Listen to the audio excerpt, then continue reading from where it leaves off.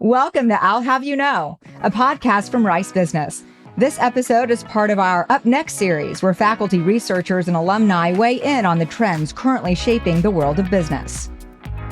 AI, ChatGPT, social media, the risks, the rewards, the evolution, and its intersection on our lives is on the forefront of everyone's mind, especially one Rice business professor who is making it her life's work to study these groundbreaking innovations and their psychological implications. Professor Chung is our guest today on I'll Have You Know. Born and raised in South Korea, Dr. Chung has always been drawn and fascinated by human behavior, which is now being transformed by artificial intelligence. She talks to us about her most recent experimental research, the unexpected results, and her insights about how these powerful tools have exponential potential for the greater good. So welcome, Professor Chung. We're thrilled to have you here today. Thank you, Maya. It's a very nice introduction. Well, I'm really excited to learn more because right now AI is on the forefront of everyone's mind. And, ChatGPT and the interworkings of all of it. And you've really dug in to the research and the psychology of it. You started in psychology. So can you tell me about how your start in psychology has sort of dovetailed you into this kind of work? hmm Well, I did my bachelor's in psychology at U of Michigan, but before that, I actually did like a 1-year college in Korea. And I did econ. Like everyone was telling me that you need to be a banker and you need to major in business and econ. And that's how I was like forced to do it as an 18 years old, not knowing what to do. And after 1 year and getting a B in my econ 101 class, I learned that this is not my thing. Oh, that's okay. Lots of people get Bs and go on to have illustrious economics careers. In an Asian standard, that's not a good sign. Especially in 101. So I just wanted to explore a bit of the world out there. And Korea, South Korea is very innovative, but it's a small country. And that's why I decided to come to the States. And I started attending U of Michigan. And I was, of course, undeclared. And psych was one of the best departments they had there. And I was so glad that I just got to meet a good set of faculty members there, started research. And I think I've always been interested in applied aspect of psychology because a lot of psych theories are so rigid and like so complicated that nobody understands outside in the world. So I always wanted something that's more applied. And when I was trying to write a thesis, I emailed a bunch of professors in psych department. Nobody answered me. Nobody except one person. And that person was an adjunct professor who was in the marketing and also in psych. Her name is Caroline Yun, and thank you, Caroline, if you're ever listening to this. And that's how I started writing a thesis about nationalism and antagonism. It was completely unrelated to consumer behavior. It was more psychology and my desire of understanding how this society operates, how there's like groups that goes beyond an individual set a social agenda and how that all impacts us. So social behavior is what I was interested in. So that's how I started my thesis. And of course, my advisor was a marketing faculty. And I got to get involved in a lot of experiments, meaning that I bring in participants. I ask them to respond to a whole list of survey questionnaires, pay them, and all this undergrad RA work was what I was first involved in. And that's how I slowly transitioned to the consumer behavior of marketing, which is now the field that I'm currently in. And you went on from psychology to not get one, but 2 master's degrees and then a PhD. You have a master's of philosophy and marketing and a master of science, both from Columbia, and along with the PhD in business from Columbia as well. So what sparked that interest in you in philosophy and marketing and then to go on and pursue your PhD in business? Yeah, I mean, just like a lot of undergrads who just like, or those who graduated, I just had multiple interests, and human rights was something that I was deeply into it. I mean, South Korea, I was born in 1980s, has gone through a lot of political changes. Before I was born, there was some level of dictatorship. Like right above us is North Korea, which is still under a big dictatorship. And there's so many North Koreans that are risking their lives to come to South Korea and to meet their family members. Even my grandfather and my grandma as well, who has passed away a few years ago, came to South Korea during Korean War. And after that, the country was split into half. And my grandpa still misses North Korea, not the dictatorship, but all the family members and all the hometown that he has never gone before. And he was an educator. He became a principal in an elementary school in South Korea. He really built everything from scratch. And all his kids, 4 of them, became doctors and pharmacists, which is my mom. And everyone got their professional degree. But there was such a disconnection from the heritage in the family that we were missing. And because there were so many families that were torn apart and so many of them were around us, it just came naturally as something that I was interested in. So when I went to U of Michigan, of course, I looked for this RA work opportunities, and there was this refugee center that Professor James operated, and that was basically helping different refugees from around the world to get the right kind of legal resources. So my role was to kind of organize and collect all these international refugee law cases so that all these lawyers and legal parties can access and to make a more informed decision. So let's talk about how you found your way to Rice, because, coming from New York, Columbia to Rice, why did you decide to come all the way here to Texas? Well, because Rice offered me a job, maybe completely frank. That's a good reason. Yeah, I mean, and Rice has a great opportunity that the school is providing to junior faculty members for sure. I mean, as a person who has always been looking for like the best, Rice offers one of the best packages that all the scholars prefer to get. In terms of the research funding, I'm not talking about how much I get paid monthly. It's the research budget that they're really fully supportive of. So for me, I'm running a lot of experiments, meaning that let's say that I pay $2 for a 10-minute survey.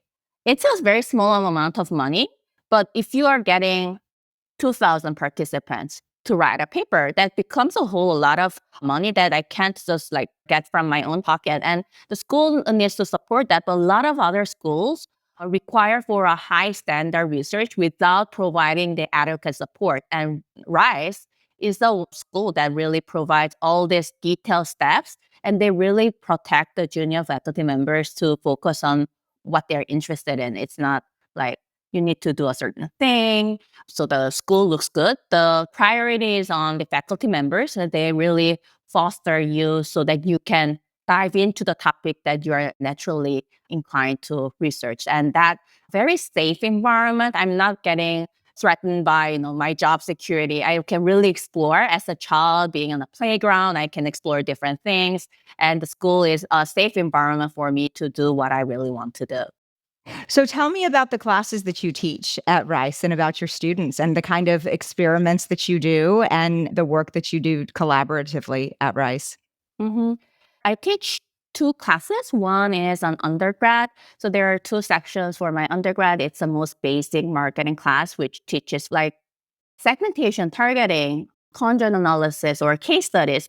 Not many schools across the states have the business program for undergrad, and Rice has started its own. And as a result, a lot of really smart students are coming in, flooding in to the school to learn about the basics of marketing or business more in general. And mine is a very fundamental required course that teaches every little bit aspect, whether that be digital marketing, price, promotion, distribution, and so on, so that they can complete a market research project by combining all the skills and tool sets that they've learned through the class.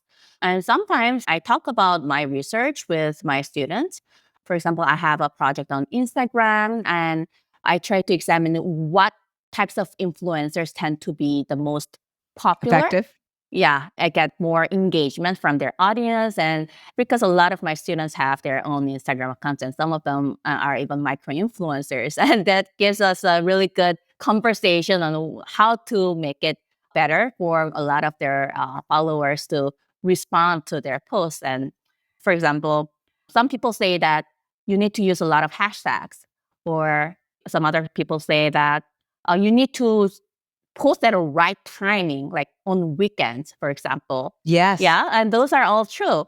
And what I do is to get a list of 1,000 top influencers from around the world. And some are like traditional celebrities, like Anne Hathaway's and like Kardashian family, but some are like truly bottom-up influencers, YouTube influencers, and so on. And what I do is to scrape all their posts for the past 6 months. That leads to several, almost more than, I think, 70,000 posts. And I do the image analysis. I do all the caption text analysis to see which one has the strongest indicator that predicts the engagement likelihood, which is measured through the number of likings. And what I find out is that, well, a lot of things play. For example, expressing emotion helps. Happy emotion helps. To connect with others. Yeah. But more importantly, negative emotion has almost 3 or more times effect than the positive emotion. Like you are feeling depressed, you are so upset, things like that. And that resonates more than a positive emotion. Exactly. Why do you think that is? That's interesting to me. I think that this American culture is so accustomed to talking about all the great things that's happening to their lives. When you talk about something that's negative, that feels much more authentic. Everybody goes through a difficult time, but nobody really talks about it. But when you are like opening up, that resonates more with people, as Maya just said. So all this sense of self-disclosure tends to play an important role. Transparency. Yeah. And you need to, as an influencer, you need to be in the fine line between, sharing your public life, but also some of your private lives, so that you are kind of playing a real dance. person. Yeah. So that people can relate. It's all of your dimensions because, it's being honest. I think that key aspect of being honest and authentic and real, rather than the photoshopped images that everybody puts up and you're like, okay, whatever, I can't relate to that person. So I want to talk about a recent study specifically about ChatGPT. And that was another question that I had for you because I have young daughters that are in school, and ChatGPT specifically has been promoted in schools to be used, which I was fascinated by when my daughter came home and she's like, I'm supposed to use ChatGPT to help me with this English paper. And I'm like, wait, what? That doesn't make any sort of sense to me. And then when I dug a little bit deeper, I understood what the teacher was trying to do and to use it as a tool rather than, have ChatGPT write the whole paper. But you did a recent study about ChatGPT as a powerful tool for enhancing everyday creativity and problem solving. So can you walk me through that experiment that you ran and through your study and your findings on that? Yeah, so I ran this sets of experiments with my co-author at U of Houston. And that was about the time when everyone was talking about the rise of GPT and how Microsoft is suddenly bringing this open AI, and everyone was so excited about it. And that's when people started to talk about whether the GPT will really replace Google. So my curiosity stemmed from the fact that GPT may perform better than Google or human in subjective tasks. It seemed quite obvious that it does a great role, a great job in solving math problems or writing a code. But would it be superior when it does a very subjective task, which is perceived as completely human? And that was a creativity task that a lot of people have been saying that it's a unique territory of humans that no machines can replace. With empathy. Empathy Yeah. was one of the emotions that you studied, yes? Right. And I was trying to challenge that assumption, and that's how I started to run a different set of experiments. So I ran like 5 experiments, which is in my paper in Nature Human Behavior.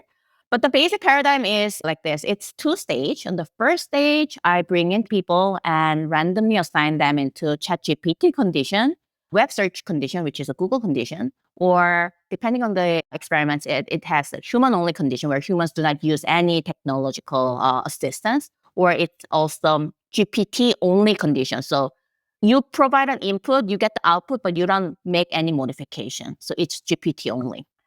And then I gave them a different set of creativity tests. So for example, in one experiment, I asked them to come up with an innovative dining table that doesn't exist in the world. A dining table. A dining table. Okay. And in other cases, I asked people to come up with creative gift for a teenage girl. And teenage girls are really hard to satisfy, So hard to shop for. I agree. There's no right answer. That's why it's like, I'll just give you money and you go get what you want because I can't figure it out. You're not going to like it. Right. So depending on people's conditions, they either get the help of GPT, Google, or they figure it out by themselves, or they just use GPT but do not make any more modifications. So I get this whole list of ideas, and what I do is to remove all the conditions that are attached to the responses, and I shuffle all those and give it to a different set of participants who are called expert judges or lay judges, lay person. And expert judges are hired from our John's school. They were MBA students. There were 3 of them who had 5 years or more experiences in consulting and product management. But I also had a bigger set of lay consumers from the same population set. And I just provided a smaller chunks of ideas that I got from this whole list of ideas and asked them to rate how creative these are. And then now this is 2-stage. First, I got these ideas. Second, I got these external judges how evaluate these ideas. And later, I matched this with the conditions that the participants from the first stage were assigned to. And then statistically examined whether the scores from GPT condition is higher than the other condition. So, surprisingly, GPT was always better than Google. GPT assisted condition was better than human-only condition.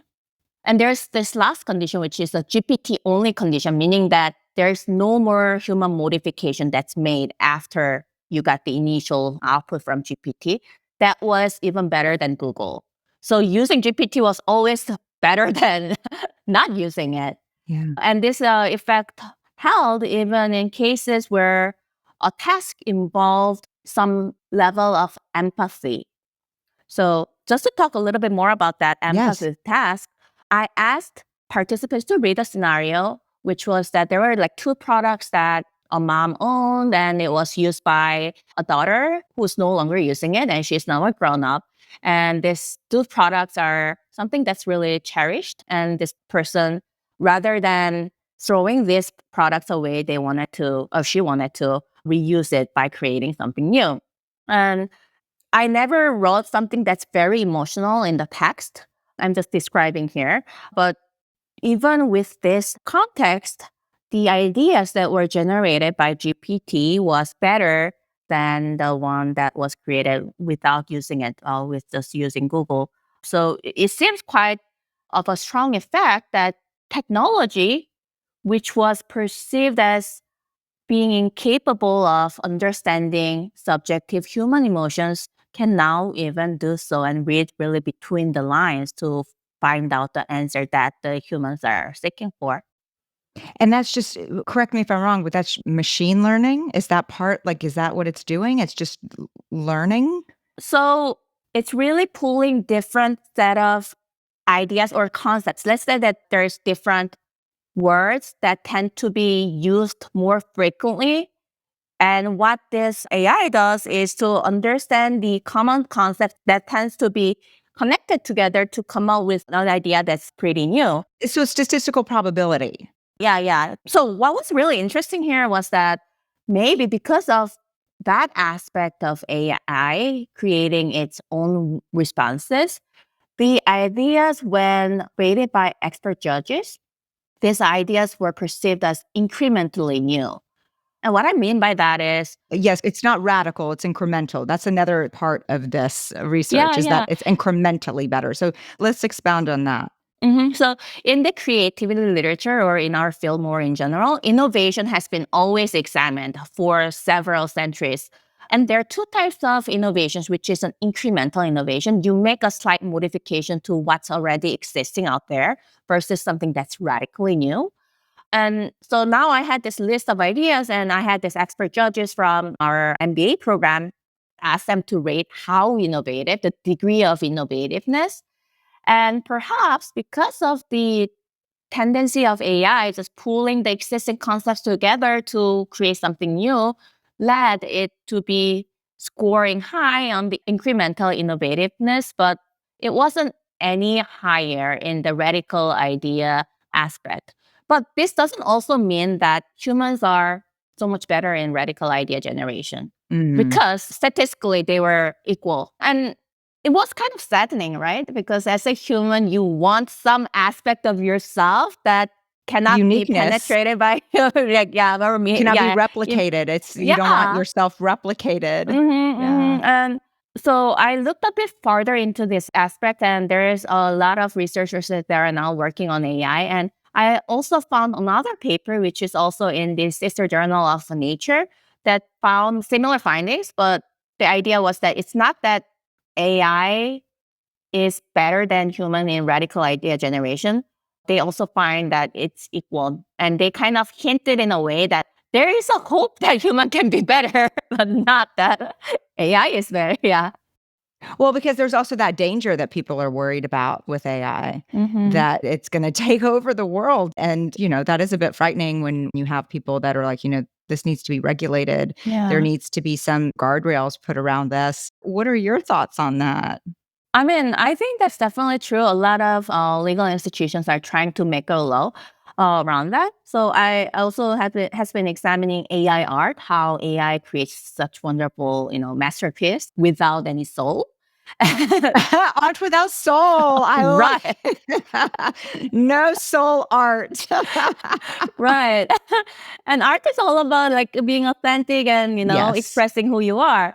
And because of that, like, people feel betrayed when they learn that this artwork is AI generated. But what's interesting is that there's also AI artists on social media like Instagram that those people label themselves as AI artists. And they are not positioning themselves as someone who's stealing ideas from the others. Rather, they're saying that AI really provides them an opportunity to expand the limitations that they have. Many do not have all the money to buy materials to create their own stuff.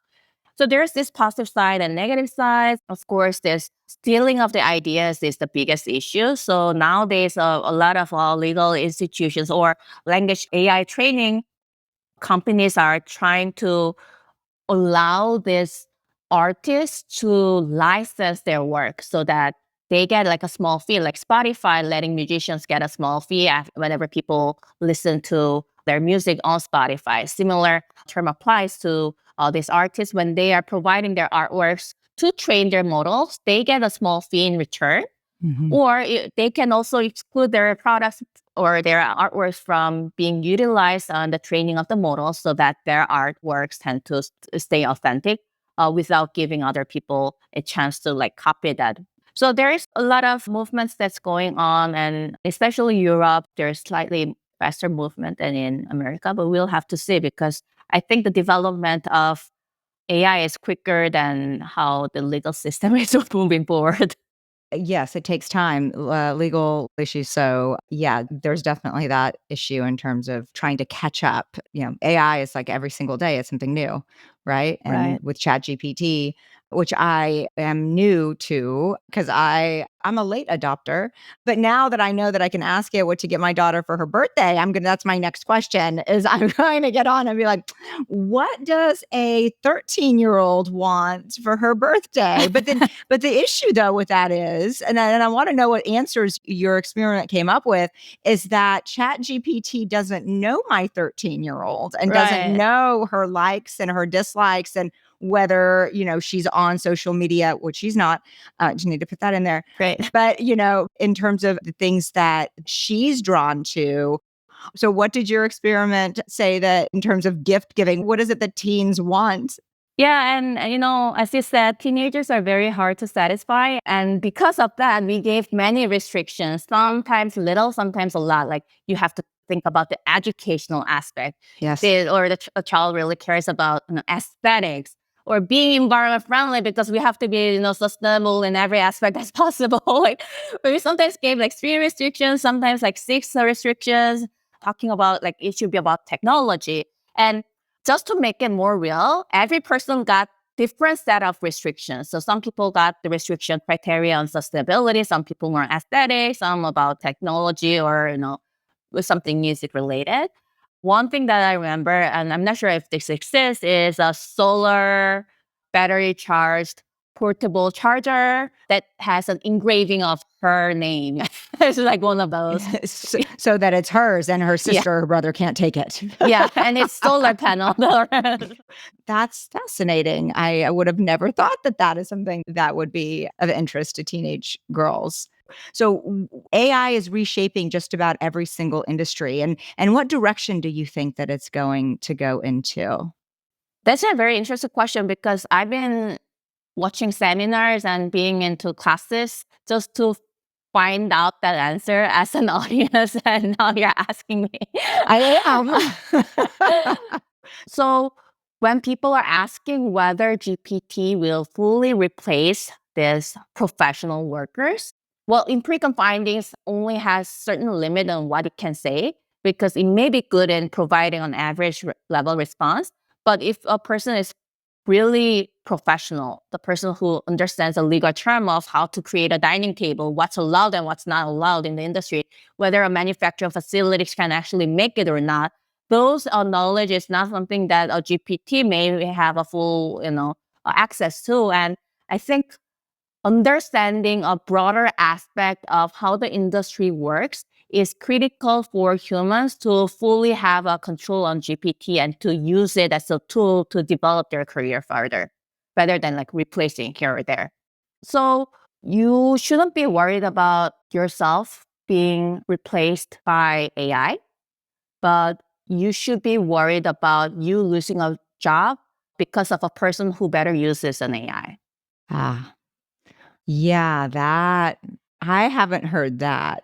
That's really profound. Like you're not going to lose your job because of AI, but you may be replaced by somebody that has the capability to better utilize AI.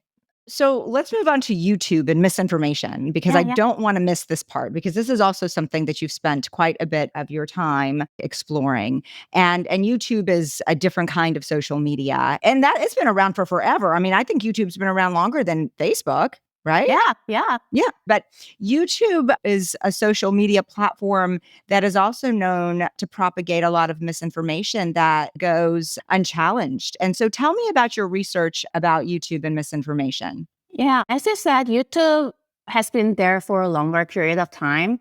To my knowledge, it really started to take off from like 2012 or 13. So it has been more than 10 years. But during that time, not many people used that for serious information. YouTube was most for entertainment, fun videos. The first video on YouTube was about zoo animals. So it was completely I unrelated remember that. Oh, you Yes, do? I do. I do. Yeah, so now like everybody's watching YouTube. Like not many people watch TV. YouTube has become, part of our daily lives. What really led to the success of YouTube is that it really does a good job providing you with personalized content. So Mm. it's really good. It's like one of the best platforms that I've seen on different social media platforms that really understands your watch history, what people similar to your interest watch, and it just like recommends videos that you may like. And if you start watching, it just provides more and more. And this algorithm is a success factor because the more you watch, the greater engagement, the more advertisement you show, and then that's how they make money. The more money YouTube makes. Yes. You're right. Exactly. It's economics. Yeah. But the problem here is that because so many people are relying on the algorithm to find what they want, they are now getting exposed to all types of information that they would not even search for. So on the homepage of YouTube, you see some of the videos that are from your subscribed channels, but a lot of the channels are pretty new, but related content. So let's say that you have an illness and you watch certain health video from a doctor, but then there's this related video about the same illness from all these influencers, and you start to watch all these related videos. But they're not doctors, they're influencers. Right. Yeah. But the problem is that people don't care about it. They're not paying attention. Right. So the basic finding is that there is a degree of people who tends to rely more on the recommendation algorithm versus who stick to what they only watch. And these people who are more open to algorithm are more susceptible to misinformation. So how I do this is to measure or recommendation reliance, or sometimes we manipulate it by assigning people into high reliance or low reliance. And then we show them different sets of videos. For example, keto diet has been widely popular. It works for some people, but it doesn't apply to every single one who has all the existing, health conditions. Sure. But this doctor, like self-claimed doctor, by the way, not all doctors who have the doctor's license are like telling the truth on YouTube. Right. And this person is really arguing that everybody really should adopt keto diet. And the more people rely on algorithm are more open to this argument, and they're willing to buy keto product, and they say that they believe in it more, they're more likely to subscribe to this channel. And that can lead to all the harmful consequences that people have to bear on their own. So what do you do about that? It's a hard question because YouTube has been saying that they're trying to fight for misinformation. And the problem to their approach is that they ask people to flag information that seems incorrect, but people who rely on recommendations are believing in it before they even judge it to be true or false. There's a bias in that. Right.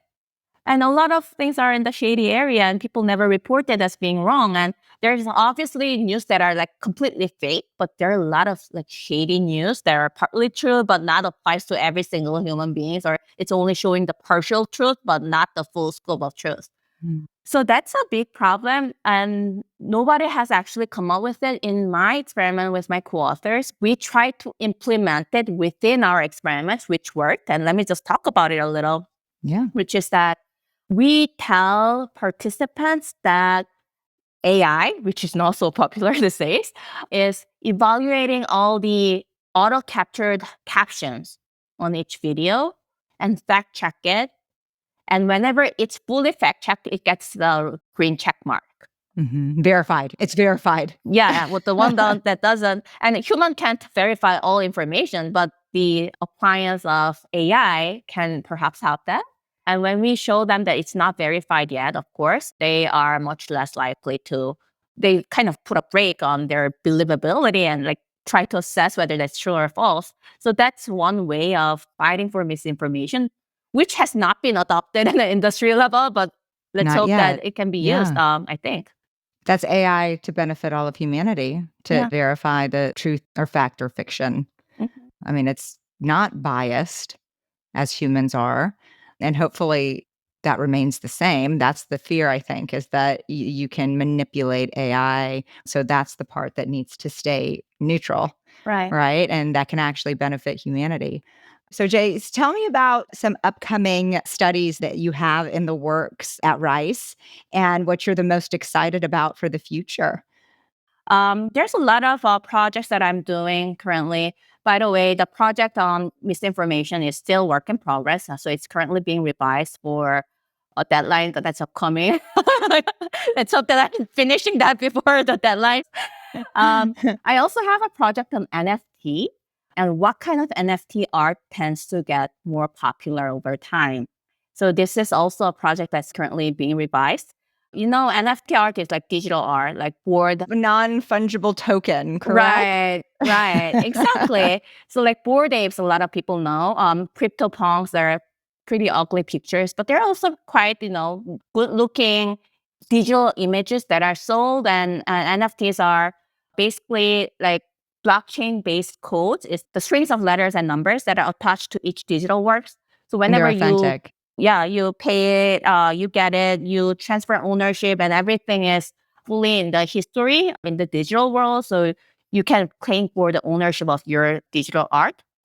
And because art is not only physically bounded, but it's really expanding to the digital world, I'm trying to see which digital artwork tends to get more popular over time. Like baseball cards, right? Yes. Yes, exactly. And some of the artworks are really like ugly. Within the same collection, not everything gets popular. One thing gets even more popular than the others. And people Something have tips really and no something idea. doesn't. Yeah. Yeah, well, it's like Malcolm Gladwell's tipping point about Crocs. Mhm. To like, why did they tip, and what was it about them, and why certain things have this gravitational pull towards, and other things that you would think that they would don't. Right, right. And that's psychology. Yes, yes. So I try to examine what leads people to choose one artwork over the other. To do so, I go to OpenSea, which is like an Amazon version of digital artwork. All the NFT artworks are there. So I go to Bored Apes, which is the most popular, the collection that has the most like cryptocurrency invested on it, and examine or actually download the number of likes that each of the 10,000 artwork gets each day for a duration of 150 days, so which is around 5 months. And I try to examine which one gets a steeper slope of like increase than the others, and then try to examine all the aesthetic aspects and all the minting time, which is the date in which it was uploaded, and etc., and find out which one is more popular than the others. Well, that is something that we will certainly look forward to of some of your upcoming research, along with the misinformation that you're still working on. So, Yeah. so Jay, it has been a pleasure to have an opportunity to talk with you and learn about the really transformative research that you're doing at Rice. And we can't wait to see what you have up next. So, thank you for being a part of I'll Have You Know. Thank you, Maya. It was a true pleasure. It's my first time doing a podcast, and you made it so conversational. I just enjoyed this time so much. Thanks for listening. This has been I'll Have You Know, a production of Rice Business. You can find more information about our guests, hosts, and announcements on our website, business.rice.edu. Please subscribe and leave a rating wherever you find your favorite podcasts. We'd love to hear what you think. The hosts of I'll Have You Know are myself, Maya Pomroy, and Scott Gale.